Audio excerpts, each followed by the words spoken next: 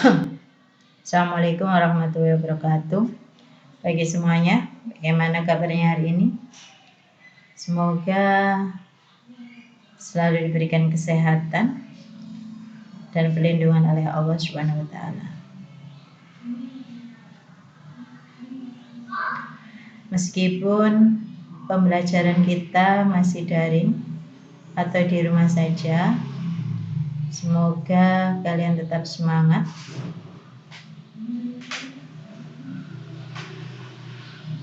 Semangat dalam belajar, tekun dalam ibadah,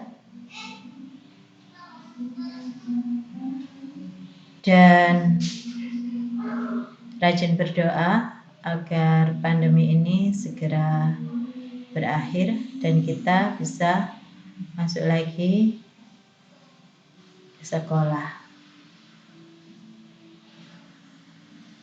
Sebelum materi pembelajaran kita mulai, alangkah baiknya kalian berdoa dulu. Kita awali pembelajaran kita dengan bacaan basmalah. Bismillahirrahmanirrahim. Materi kita yang kedua untuk pertemuan yang kedua adalah menggambar ilustrasi. Apa itu menggambar ilustrasi? Mari kita simak penjelasan berikut ini.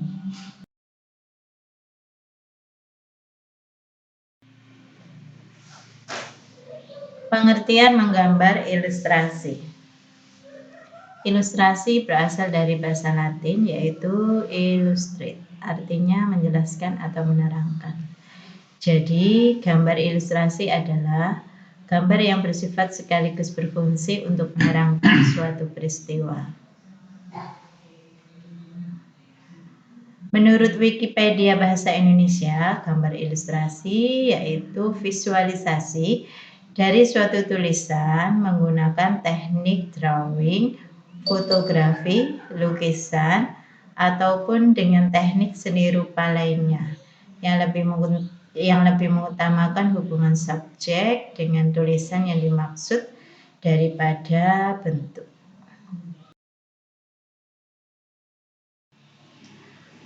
Tujuan menggambar ilustrasi yaitu untuk memperjelas, memperkuat, memperindah, memperkaya, dan mempertegas cerita atau narasi. Sedangkan fungsi dari menggambar ilustrasi sendiri adalah yang pertama, menarik perhatian orang. Sebuah buku atau majalah yang disertai dengan gambar yang menarik akan membuat orang tertarik mengetahui tentang isi buku tersebut. Yang kedua, memudahkan dalam memahami suatu keterangan atau penjelasan dari sebuah tulisan. Yang ketiga, sebagai sarana mengungkapkan pengalaman suatu kejadian yang akan diekspresikan dalam sebuah gambar. Dan yang keempat, memberikan gambaran singkat isi dari tulisan atau cerita yang akan disampaikan. Dan yang terakhir, sebagai nilai keindahan dalam perwajahan.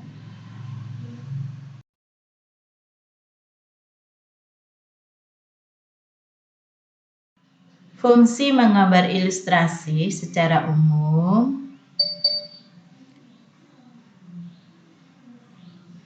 ada 4. Yang pertama, sebagai fungsi deskriptif, yaitu menggantikan uraian mengenai sesuatu secara verbal dan naratif dengan menggunakan kalimat yang panjang. Ilustrasi tersebut bertujuan untuk melukiskan sehingga dapat lebih cepat serta lebih mudah untuk dipahami. Yang kedua, fungsi ekspresif. Fungsi ekspresif dari gambar ilustrasi adalah menyatakan dan memperlihatkan sesuatu perasaan, maksud, situasi, gagasan, ataupun konsep yang sifatnya abstrak menjadi sesuatu yang nyata sehingga lebih mudah untuk dipahami. Fungsi yang ketiga adalah fungsi analitis atau struktural. Fungsi analitis dari ilustrasi adalah suatu ilustrasi dapat menunjukkan rincian bagian-bagian dari suatu sistem ataupun benda atau suatu proses dengan detail agar lebih mudah dipahami. Fungsi yang terakhir adalah fungsi kualitatif, yakni fungsi yang sering dipakai dalam membuat kartun, foto, daftar, tabel, simbol, gambar, sketsa, dan grafik.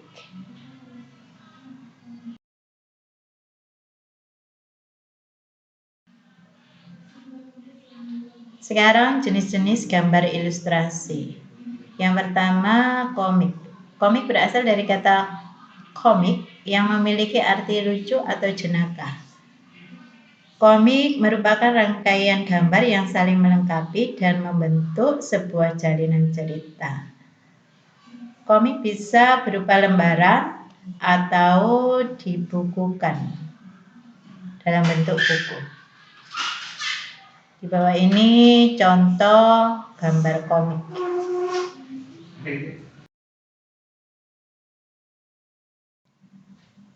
Jenis gambar ilustrasi yang kedua adalah kartun. Bentuk kartun dapat berupa tokoh manusia maupun hewan, berisi cerita-cerita humor dan bersifat menghibur. Penampilan gambar pada kartun dapat dilihat dalam bentuk hitam putih maupun berwarna. William Hogarth adalah bapak kartunis modern, dan Hari Pede, Itos, Budi Santoso, dan Gunawan Raharjo merupakan kartunis terkenal dari Indonesia. Lihat gambarnya, ada gambar Upin Ipin, ada gambar kumpulan hewan-hewan di dalam hutan, dan gambar hitam putih. Jenis gambar ilustrasi yang ketiga adalah karikatur. Lihat gambar berikut.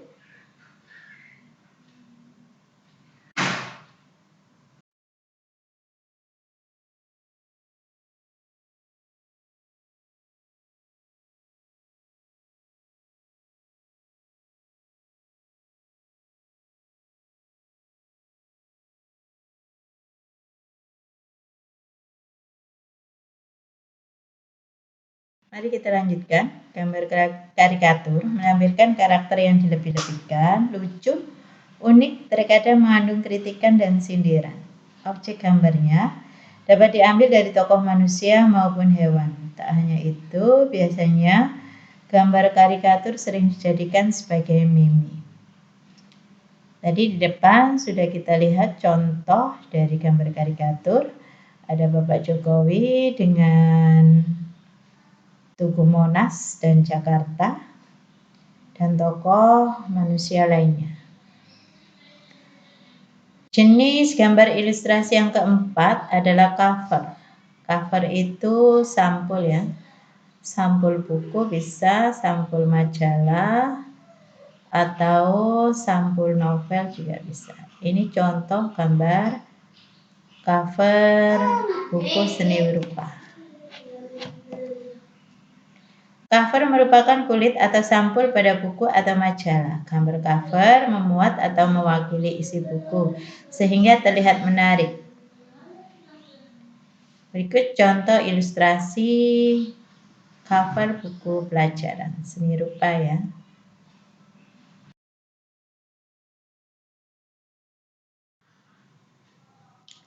Jenis gambar ilustrasi yang kelima adalah ilustrasi karya sastra. Karya sastra berupa cerita pendek, puisi, sajak akan nampak lebih menarik minat orang membacanya apabila disertai dengan gambar ilustrasi. Fungsi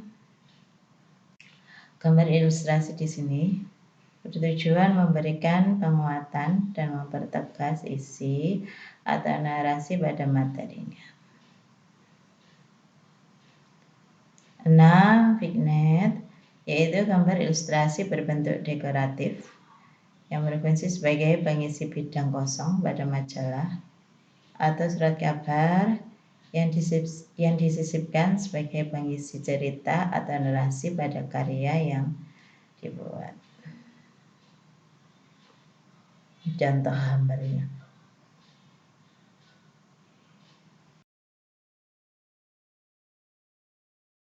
Baiklah, sekarang bentuk objek dari menggambar ilustrasi. Yang pertama, manusia. Tokoh manusia memiliki proporsi yang berbeda, sehingga pada saat menggambar, kita perlu memperhatikan karakter dan memahami anatominya, agar terlihat lebih wajar dan tidak terkesan kaku. Yang kedua, tumbuhan dan gambar ilustrasi dibuat dengan cara disederhanakan atau digambar detailnya. Kalian juga diperbolehkan hanya menggambar beberapa bagiannya saja, tidak secara keseluruhan, akan tetapi gambar ilustrasi kalian haruslah jelas.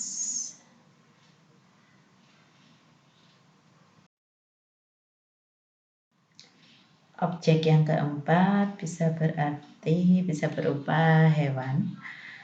Dalam menggambar tokoh hewan juga perlu diperhatikan proporsi dan anatominya. Jadi jenis dan bentuk binatang dapat dikelompokkan menjadi binatang darat, udara, dan air. Masing-masing binatangnya harus dijelaskan. Ini ya, ada contoh hewan air dan hewan air dan hewan udara. Contohnya kupu-kupu dan ikan. Yang keempat, benda-benda lainnya. Beragam jenis benda-benda alam, benda buatan manusia, dan benda berupa imajinasi manusia, semuanya hanya digunakan sebagai pelengkap dan penghias gambar. Seperti ini contoh gambarnya.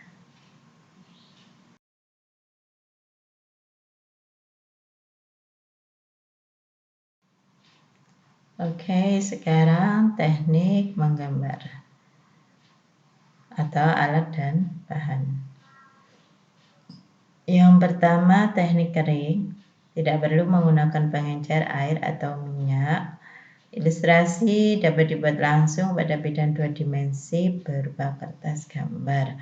Kemudian dibuat sketsa. Untuk selanjutnya diberikan aksen garis atau warna sesuai dengan media kering yang digunakan.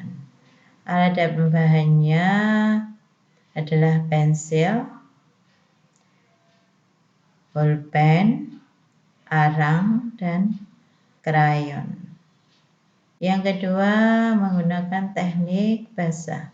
Media yang digunakan untuk teknik basah antara lain seperti cat air, cat minyak, tinta, atau media lain yang memerlukan air atau minyak sebagai pengencer. Ilustrasi ini dibuat dengan cara membuat sketsa pada bidang gambar 2 dimensi berupa kertas atau kanvas, kemudian diberi warna sesuai dengan media basah yang sudah ditentukan. Ini contoh gambar alat dan bahannya.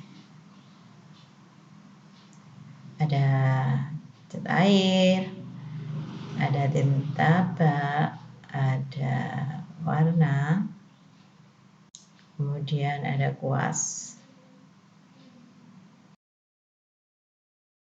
Proses menggambar ilustrasi. Tahapan dalam menggambar ilustrasi adalah sebagai berikut. Yang pertama, menentukan tema gambar berdasarkan cerita atau narasi. Yang kedua, menentukan jenis gambar ilustrasi yang akan dibuat. Yang ketiga, menentukan irama, komposisi, proporsi, keseimbangan, dan kesatuan pada objek gambar. Yang keempat, menggambar sketsa global yang disesuaikan dengan cerita atau narasi. Dan yang terakhir, memberikan arsiran atau warna pada objek gambar sesuai karakter cerita. So, ini adalah contohnya, ya. Langkah dalam menggambar ilustrasi secara umum ada 3 gagasan. Yang pertama, yaitu untuk menggambar ilustrasi, menentukan gagasan yang bisa bersumber dari materi yang diilustrasikan, kemudian tentukan tokoh, suasana, adegan, serta suasana pendukung adegan yang ingin digambar sebelum mulai pada tahap berikutnya. Tentukan terlebih dahulu corak gambar serta media yang akan digunakan. Yang kedua, sketsa. Menggambar sketsa atau membuat rancangan gambar pada umumnya menggunakan pensil. Namun ada juga yang langsung memakai krayon, pensil warna, tinta bak, cat air, dan lain sebagainya. Sketsa pada umumnya masih berbentuk garis sederhana yang merupakan sebuah rancangan sederhana secara global. Yang terakhir adalah pewarnaan.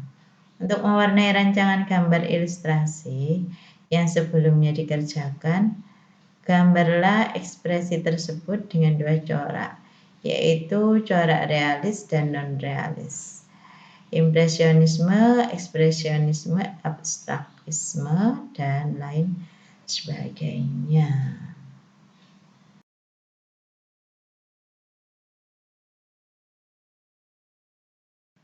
Baiklah, cukup sekian untuk hari ini.